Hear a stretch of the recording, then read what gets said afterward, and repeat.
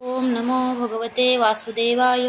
तर आपण श्रीमद भागवत महापुराण पाहत आहोत आणि त्यातील आपला चौथ्या स्कंदातील अध्याय 25व्या अध्यायामध्ये आपण पुरंजन आख्यानाचा आरंभ पाहणार आहोत. मैत्रेय म्हणतात, या उपदेशानंतर प्रचेतांनी शंकराची पूजा केली. यानंतर ते कुमाराच्या देखत तेथेच अंतर्धान पावले. सर्व प्रचेतांनी पाण्यात उभे राहून भगवान रुद्रांनी सांगितलेल्या स्तोत्राचा जप करीत 10,000 वर्ष तपश्चर्या केली.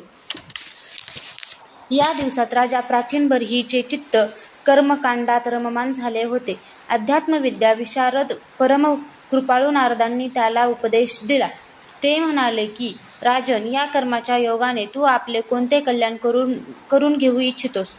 दुःखाचा अत्यंतिक नाश आणि परमानंदाची प्राप्ती याचे नाव कल्याण आहे.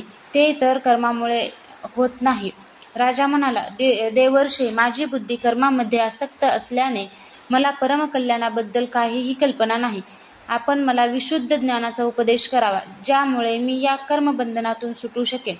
जो अज्ञानी मिथ्याधर्म असलेल्या गृहस्थाश्रमात रममान होऊन पुत्र, स्त्री आणि धन यांनाच परमपुरुषार्थ मानतो, तो संसाराच्या अरण्यातच भटकत राहिल्या कारणाने ते परमकल्याण प्राप्त करू शकत नाही.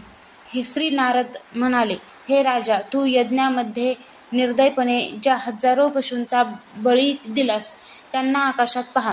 हे सर्व तू दिलेले क्लेश आठवीत बदला घेण्यासाठी तुझी वाट पाहत आहेत.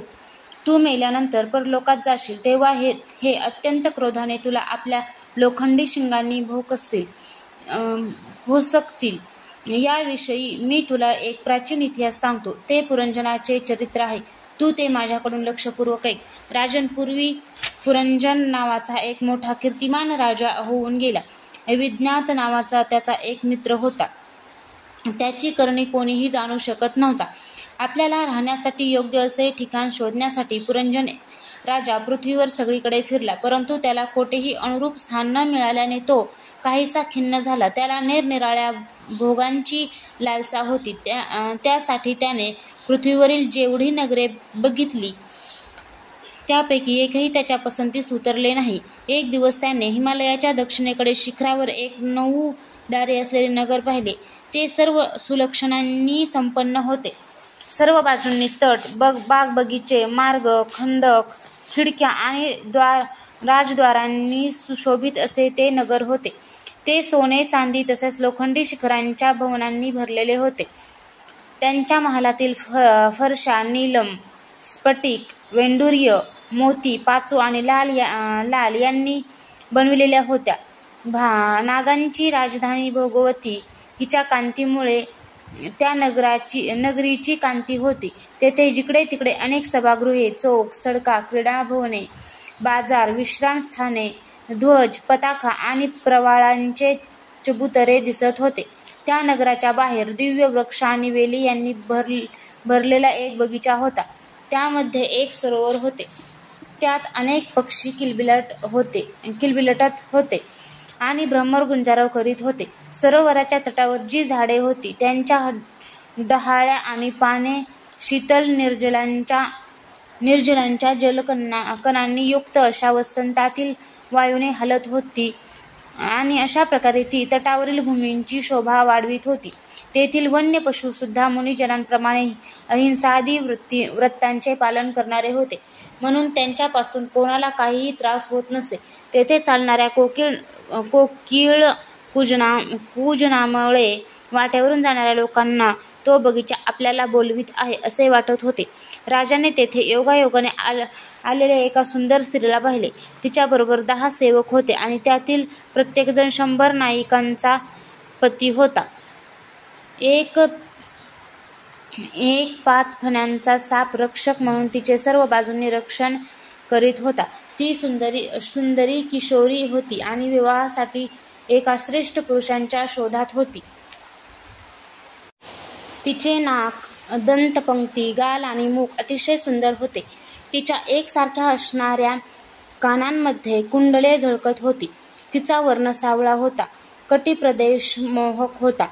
तिने पिवळ्या रंगाची साडी परिधान केली होती. तिच्यावर सोन्याचा कमरपट्टा होता आणि चालताना तिच्या पायातील नुपुरे झंकारत होती. ती एखाद्या देवीसारखीच दिसत होती. हत्तीसारखी चाल असलेली ती बाला किशोरावस्थेची सूचना देणाऱ्या आपल्या गोल एकसारख्या आणि एकमेकांना भिडलेल्या स्तनांना लाजेमुळे पदराने झाकून घेत होती. तिच्या प्रेम व्यक्त करणाऱ्या चंचल भुवयांनी आणि स्नेहयुक्त कटाक्ष बाणांनी घायाळ होऊन वीर पुरंजनाने लज्जायुक्त स्मित हास्याने अधिक सुंदर दिसणाऱ्या तिला मधुर वाणीने म्हटले, हे कमलदल लोचने, तू कोण आहेस? कुणाची कन्या आहेस? सुंदरी, तू येथे कोठून आलीस? अगं बावरे, या नगरीजवळ तू काय करू इच्छितेस हे सारे मला सांगा. हे सुनयने, हे 11 महावीर कोण आहेत? आणि या मैत्रिणी तसेच तुझ्या पुढे चालणारा हा सर्प कोण आहे? हे सुंदरी, तू लज्जा देवी आहेस की उमा, सरस्वती की रमा आहेस? इथे वनामध्ये मुनीप्रमाणे एकांतवासात राहून तू आपल्या पतीला शोधित आहेस का? तू त्याच्या चरणांची कामना करीत आहेस? हे ऐकूनच तो धन्य होईल. बरे, तू जर लक्ष्मी असशील तर तुझ्या हातातील कमळ कुठे पडले? हे सुभगे, तू यांपैकी कोणी नाहीसच, कारण तुझे पाय पृथ्वीवर टेकले आहेत. बरे, तू जर कोणी मानवी असशील तर लक्ष्मी ज्याप्रमाणे भगवान विष्णूंच्या बरोबर वैकुंठाची शोभा वाढविते त्याप्रमाणे तू माझ्याबरोबर या श्रेष्ठ नगरीला अलंकृत कर, कारण मी मोठा वीर आणि पराक्रमी आहे. परंतु आज तुझ्या कटाक्षांनी माझा मनावरचा ताबा सुटला आहे. तुझा लज्जित आणि रतिभावाने भरलेला सुहास्य नेत्रसंकेत पाहिल्याने हा शक्तिशाली कामदेव मला पीडा देऊ लागला आहे. म्हणून हे सुंदरी, तू आता माझ्यावर कृपा कर. हे शुचिस्मिते, सुंदर भुवया आणि आकर्षक डोळ्यांनी सुशोभित असणारे तुझे मुख कमल या लांब लांब काळ्या कुरळ्या केसांनी घेरलेले आहे. तुझ्या मुखातून निघालेले शब्द मोठे, गोड आणि मन वेधून घेणारे आहेत. पण ते मुख आज लज्जेमुळे माझ्याकडे पाहत नाही. जरा मान वर करून माझ्या मुखाचे दर्शन तरी मला दे. तुझ्या मुखाचे दर्शन तरी मला दे. श्री नारद म्हणाले, वीरवरा पुरंजनाने जेव्हा अधीर होऊन अशी प्रार्थना केली तेव्हा त्या बालेने सुद्धा त्याला प्रतिसाद दिला. राजाला पाहून ती सुद्धा मोहित झाली होती. ती म्हणू लागली, हे नरश्रेष्ठ, आपल्या माता पित्यांची परस्परांना माहिती नाही आणि आपण एकमेकांचे नाव व गोत्र हे सुद्धा जाणत नाही. वीरवरा, आज आपण सगळे या नगरामध्ये आहोत. याखेरीज मला दुसरे काहीही माहीत नाही. आपल्याला राहण्यासाठी हे नगर कोणी वसविले हे देखील मला माहीत नाही. प्रियवर, हे पुरुष माझे मित्र आणि स्त्रिया माझ्या मैत्रिणी आहेत. तसेच ज्यावेळी मी झोपलेली असते त्यावेळी हा सर्प जागा राहून या नगरीचे रक्षण करतो. हे शत्रू दमना, आपण येथे आलात ही माझ्या भाग्याची गोष्ट आहे. आपले कल्याण असो. आपल्याला विषय भोगांची इच्छा आहे, त्याच्या पूर्तीसाठी मी माझ्या मित्रमैत्रिणींसह सर्व प्रकारचे भोग आपल्याला देईन. प्रभो, या 9 दारे असलेल्या नगरीमध्ये मी दिलेल्या इच्छित भोगांचा उपभोग घेत आपण शेकडो वर्ष निवास करावा. बरे, आपल्याला सोडून मी आणखी कोणाबरोबर रममाण होऊ? दुसरे कोणीच रती सुख जाणत नाही, दिलेल्या भोगांचा भोग घेत नाही, परलोकाचा विचार करीत नाहीत किंवा उद्या काय होईल याकडे लक्ष देत नाहीत. म्हणून मी ते पशुतुल्य आहेत. अहो, या लोकी गृहस्थाश्रमातच धर्म, अर्थ, काम, संतान, सुख, मोक्ष, सुयश आणि स्वर्गादी दिव्य लोकांची प्राप्ती होऊ शकते. संसाराचा त्याग केलेले संन्यासी तर या सर्वांची कल्पनाही करू शकत नाहीत. असे सांगतात की या लोकातच पितर, देव, ऋषी, मनुष्य आणि सर्व प्राणी तसेच आपले कल्याण करणारा गृहस्थाश्रमच आहे. हे वीर शिरोमणे, आपणहून आलेल्या आपल्यासारख्या सुप्रसिद्ध इष्ट वस्तू देणाऱ्या सुंदर पतीला माझ्यासारखी कोणती स्त्री वरणार नाही. हे महाबाहो, आपल्या नागासारख्या गोल बाहूंमध्ये स्थान मिळवण्यासाठी कोणत्या कामिनीचे चित्त लालचवणार नाही. आपण तर आपल्या मधुर हास्यमय करुणापूर्ण दृष्टीने माझ्यासारख्या अनाथांचे मानसिक दुःख शांत करण्यासाठीच या पृथ्वीवर विहार करीत आहात. श्री नारद म्हणतात, राजन, अशा रीतीने त्या दाम्पत्याने एकमेकांच्या म्हणण्याचे समर्थन करून 100 वर्षपर्यंत त्या नगरीत राहून आनंद उपभोगला. जिकडे तिकडे गायक लोक सुमधुर स्वरात राजा पुरंजनाची कीर्ती गात असत. जेव्हा उन्हाळा येई तेव्हा तो अनेक स्त्रियांबरोबर सरोवरात जाऊन जलक्रीडा करीत असे. त्या नगरीला जी 9 दारे होती त्यापैकी नगरीच्या वरच्या बाजूला 7 आणि खालच्या बाजूला 2 होते. त्या नगरीचा जो कोणी राजा असेल त्याला निरनिराळ्या देशांना जाण्यासाठी ही दारे बनविली गेली होती. राजा यापैकी 5 पूर्वेकडे, 1 दक्षिणेकडे, 1 उत्तरेकडे आणि 2 पश्चिम दिशेकडे होती. त्यांच्या नावांचे मी आता वर्णन करतो. पूर्वेकडे उद्योक्ता आणि अविर्मुखी नावाची 2 दारे एकाच ठिकाणी बनविली होती. त्या दारांतून पुरंजन राजा आपला मित्र द्युमान यांच्या बरोबर विभ्राजित नावाच्या देशाला जात असे. तसेच त्या बाजूला नलिनी आणि नालिनी नावाची 2 दारे एकाच ठिकाणी बनविली होती. त्या दारातून तो अवधूताबरोबर सौरभ नावाच्या देशाला जात असे. पूर्व दिशेला मुख्य नावाचे जे 5वे दार होते त्यातून तो रसज्ञ आणि विपण यांच्याबरोबर अनुक्रमे बहुधन आणि आपण नावाच्या देशांना जात असे. नगरीच्या दक्षिणेला जे पितृहू नावाचे दार होते त्यातून पुरंजन राजा श्रुतधर यांच्याबरोबर दक्षिण पांचाळ देशाला जात होता.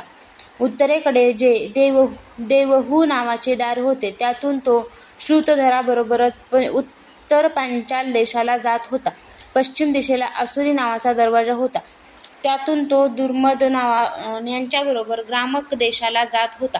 तसेच निवृत्ती नावाचे जे 2रे पश्चिम दार होते त्यातून तो लुब्धकाबरोबर वैशस नावाच्या देशाला जात होता. या नगरीत राहणाऱ्यांपैकी निर्वाक आणि पेशकृत नावाचे 2 नागरिक अंध होते. राजा पुरंजन डोळे असणाऱ्या नागरिकांचा राजा असूनही तो यांच्या साहाय्याने सगळीकडे जात असे व सर्व प्रकारची कार्य करीत असे. जेव्हा तो आपला प्रधान सेवक विषुचिन यांच्याबरोबर अंतपुरात जात असे तेव्हा त्याला स्त्रीपुत्र यांच्याबरोबर होणारा मोह, प्रसन्नता आणि आनंद या भावनांचा अनुभव येत असे. निरनिराळ्या कर्मामध्ये त्याचे चित्त गुंतले होते आणि कामाच्या अधीन झाल्यामुळे असलेला तो मूर्ख राणी जे काम करी तेच तोही करीत असे. ती जेव्हा मद्यपान करीत असे तेव्हा हाही मदिरापान करून धुंद होत असे. जेव्हा भोजन करीत असे तेव्हा हाही भोजन करू लागे. जेव्हा ती काही खात असेल तेव्हा हाही तोच पदार्थ खात असे.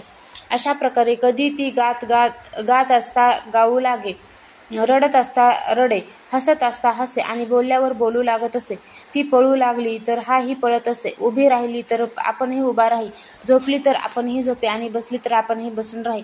कधी ती ऐकू लागे तेव्हा हाही ऐकत असे, पाहत असेल तर पाहू लागे, हुंगत असेल तर हुंगू लागे आणि तिने एखाद्या वस्तूला स्पर्श केला तर हाही स्पर्श करीत असे. कधी त्याची प्रिया शोकाकुल होई तेव्हा हाही आपणही अत्यंत दीन होऊन व्याकुळ होत असे. जेव्हा ती प्रसन्न असेल तेव्हा आपणही प्रसन्न होऊन जाई आणि तिच्या आनंदित होण्याने हाही आनंदित होत असे.